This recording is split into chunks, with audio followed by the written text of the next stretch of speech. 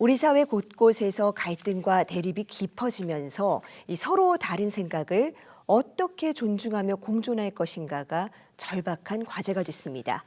이에 정부는 이 학교 현장에서부터 포용과 존중, 그리고 대화와 참여 같은 민주시민 역량을 키우겠다는 계획을 내놨는데요.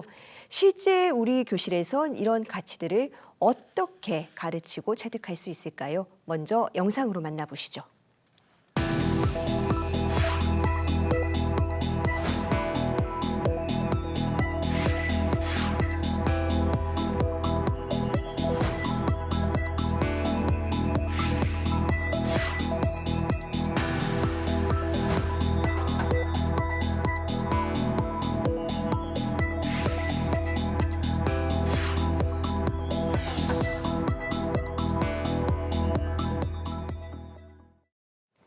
네, 혐오와 차별 대신 이해와 공감의 힘을 기르는 교육. 이 역지사지 토론 수업 교재를 개발한 서울 금북초등학교 김수영 수석 교사와 이 민주시민교육의 과제를 짚어보겠습니다. 선생님 어서 오세요. 안녕하세요. 네, 이번에 서울시 교육청에서 발간하신 교재 이름이 역지사지 공감형 토론 수업 교재입니다. 기존에도 토론 수업 교재는 이것저것 있었을 텐데 어떤 점이 다른 겁니까? 네, 가장 큰 차이점은 머리보다 가슴을 먼저 여는 토론이라는 점입니다. 기존의 토론 수업이 논리적 주장 구조와 사실 근거 제시에 집중했다면 이 교재는 서로의 마음에 공감하며 의미 있는 관계를 맺는 경험까지 나가는 것을 목표로 합니다. 서울시 교육청은 민주시민교육의 일환으로 2014년 독일의 보이텔스바흐 합의 소개를 시작으로 현재까지 다양한 정책과 모형을 개발하고 실천해 왔습니다. 이 교재 역시 그러한 노력의 연장선으로 초등학생의 인지적, 정서적 발달 특성을 고려한 초등학생 맞춤형 토론 모델이라고 할 수 있습니다. 즉, 중등 모형이 합의 도출에 중점을 둔다면 우리 초등 모형은 정서적 공감과 인지적 이해를 균형 있게 통합하는 데 중점을 두었습니다. 이를 위해서 역할극이나 생생한 영상 자료 등을 적극 활용하는데요. 아이들이 상황에 깊이 몰입하고 자연스럽게 타인의 감정에 동조할 수 있도록 돕기 위해서입니다. 현장 선생님들이 원하셨던 초등학생들에게 딱 맞는 역지사지 공감형 토론 수업의 구체적인 형태가 나왔다고 보시면 되겠습니다. 네, 이 토론 교재인데도 지식과 인지만큼이나 공감에 집중한 점이 돋보이는데 이 과학적인 기반을 고려하더라도 우리 아이들 발달에 공감이 중요한 이유가 있다고요? 네, 요즘 인공지능의 발달 속도에 매우 놀라고 있습니다. 저도 동료 교사와 협업보다 인공지능을 활용하여 작업하는 시간이 늘고 있습니다. 우리 아이들은 어떨까요? 실제로 OECD 발표에 의하면 21세기 디지털 전환과 인공지능 기술의 급속한 확산으로 학생들의 정보 탐색 및 처리 능력은 향상되었지만 반대로 타인의 관점과 정서를 깊이 이해하고 존중하는 공감 역량은 오히려 취약해지고 있다고 합니다. 요즘 다양한 디지털 기술과 인공지능의 발달 속도를 고려하면 이러한 현상은 더 가속화되겠지요? 그렇다면 공감 교육의 방향에 대한 고민이 필요한데요. 공감 연구와 신경과학 연구에 의하면 정서적 공감과 인지적 이해가 분리된 것이 아니라 상호작용하는 체계임을 보여주고 있습니다. 즉, 상대의 감정을 느끼는 정서적 공감과 상황을 객관적으로 파악하는 인지적 이해, 이 두 가지가 균형 있게 맞물릴 때 비로소 아이들 안에서 협력하고 행동할 수 있는 강력한 힘이 나온다는 것이죠. 매트슨 존슨과 같은 심리학 연구들에서도 입증됐듯이 상반된 입장을 오가며 관점을 바꿔보는 경험은 아이들을 더 친사회적으로 변화시킵니다. 결국 역지사지는 도덕적 구호가 아니라 우리 아이들을 공존으로 이끄는 과학적으로 검증된 교육 방법입니다. 네, 역지사지는 과학적으로 검증된 교육 방법이다라고 말씀해 주셨습니다. 이 교재를 보니까요, 학년별로도 굉장히 세분화되어 있고 쪽수도 수백 페이지에 이르는 네. 분량이어서 상당한 공력이 들어간 것 같거든요. 실제로 어떤 주제로 토론이 이루어지는지 간단히 소개해 주실 수 있을까요? 네, 초등학교 6년 동안은 아이들이 급격하게 성장하는 시기입니다. 1학년과 6학년은 사실상 다른 세대라고 봐도 무방할 정도로 차이가 큽니다. 그래서 교재도 아이들의 성장에 맞춰 3단계로 설계했습니다. 먼저 1, 2학년은 아직 복잡한 마음을 말로 표현하기 어려운 시기죠.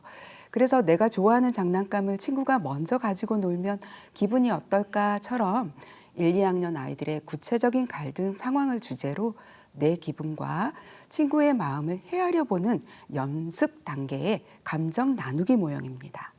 3, 4학년은 관점 이동하기입니다.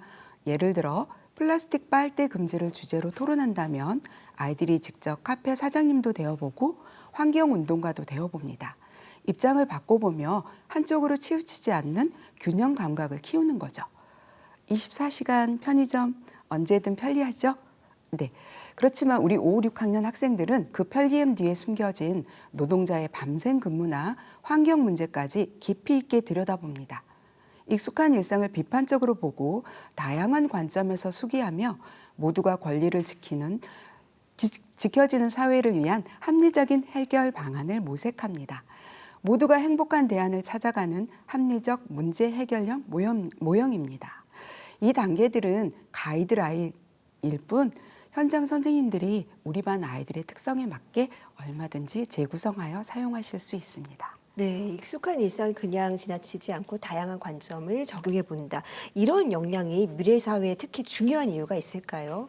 네, 사실 요즘 교실을 보면 걱정스러운 부분이 많습니다. 네. 아이들이 스마트 기기는 정말 능숙하게 다루는데 정작 바로 옆 친구의 마음을 헤아리거나 갈등을 푸는 일에는 쩔쩔매는 경우가 많거든요. 예전엔 가정에서 자연스럽게 배웠던 예절이나 배려가 이제는 학교에서 적극적으로 가르쳐야 할 생존 기술이 된 셈입니다. 2022 개정교육과정에서도 협력적 소통 역량은 매우 중요합니다. 단순히 말을 잘하는 게 아니라 타인의 관점을 존중하고 갈등을 조정하며 함께 문제를 해결할 수 있는 능력이 미래 인재의 필수 역량이라는 것이죠. 이것은 바로 우리 역지사지 공감형 토론 수업이 지향하는 바와 정확하게 일치합니다. 우리 학생들이 살아갈 앞으로의 사회는 더욱 복잡하고 다양한 갈등이 생겨날 겁니다. 갈등 자체는 나쁜 게 아닙니다. 중요한 건 그 갈등을 어떻게 다루느냐죠. 이 교재는 학생들이 교실이라는 안전한 공간에서 건설적인 논쟁 연습을 하는데 도움을 주고자 개발된 자료입니다. 나와 다른 의견에 귀를 닫거나 겁박하는 형식이 아니라 존중하고 조율하며 더 나은 답을 찾아가는 경험, 이 경험들이 쌓여야 우리 아이들이 진짜 공존할 줄 아는 민주시민으로 성장할 수 있을 것입니다. 네, 교육부에서도 이 민주시민 교육을 강화하겠다고 했습니다. 아마도 이 교재가 굉장히 중요한 역할을 하지 않을까 싶은데요. 정부의 또 중요한 국정 과제이기도 하죠. 그렇다면 정부 정책이나 제도적인 차원에서 이 민주시민 교육을 지원하려면 또 어떤 지원이 필요하다고 보시는지요? 네, 법과 제도가 마련된다는 것은 분명 반가운 일입니다. 하지만 현장 교사들이 체감하는 가장 큰 어려움은 바로 자기 검열입니다. 교실에서 사회적 현안이나 민주주의에 대해 토론을 하려고 해도 자칫 정치적 편향성 시비에 휘말리거나 악성 민원을 받지는 않을까 위축되는 것이 현실입니다. 따라서 정책적으로 가장 시급한 것은 교사가 교육적 양심에 따라 수업할 수 있도록 돕는 교육적 안전망입니다. 사회적 쟁점을 다루는 수업이 교사의 개인적인 성향으로 매도되지 않도록 교육과정에 기반한 정당한 교육활동임을 법적으로 보호해 주셔야 합니다. 또한 민주시민 교육은 긴 호흡이 필요합니다.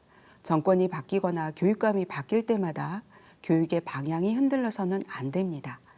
우리 아이들이 혼란스럽지 않게 일관성 있는 교육이 가능하도록 지속 가능한 지원 체계를 만들어 주시길 간곡히 부탁드립니다. 네, 민주시민 교육은 정답을 가르치는 교육이 아니고 이 서로 다른 답을 어떻게 존중할지 배워가는 그런 교육이라는 생각이 드는데요. 이 교실 안에서의 작은 공감과 대화가 우리 사회의 큰 갈등을 치유할 수 있는 역량을 키우는데 중요한 역할을 해주길 바랍니다. 선생님, 오늘 말씀 여기까지 듣겠습니다. 감사합니다. 감사합니다.